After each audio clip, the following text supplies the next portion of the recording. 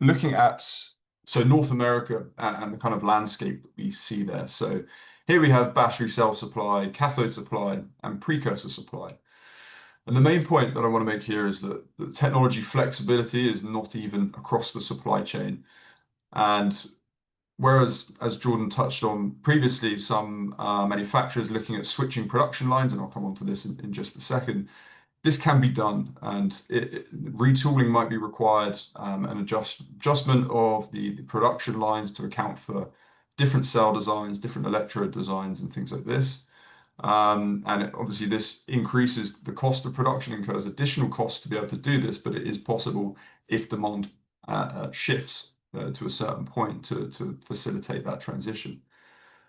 Whereas when we move towards cathode and particularly precursor supply, things get more and more challenging when it comes to flexibility in terms of changing chemistry, say between nickel-based and iron-based. And not only in terms of the synthesis of these materials, but also the underlying supply chains that are behind the synthesis of these materials. And if things are well integrated already, the chances of that switching are pretty low, and also that the costs that would be incurred to switch this would be exceedingly high.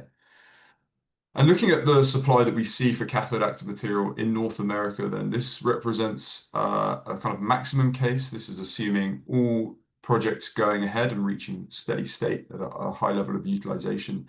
And you can see there is quite a high proportion of iron-based cathode active material production forecast within North America.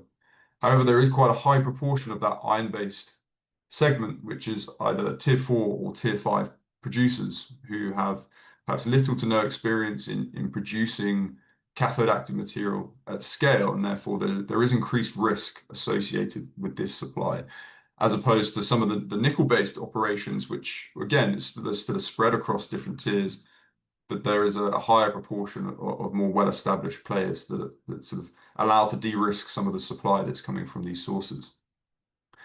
And then moving one step upstream to precursor supply, then of course this is where things get even more stark in terms of the lack of precursor supply. Now, some of the cathode producers that are producing LFP are looking at kind of a one-pot synthesis, but nevertheless it still highlights the fact that iron-based precursor, or iron phosphate primarily, is significantly lacking supply within North America.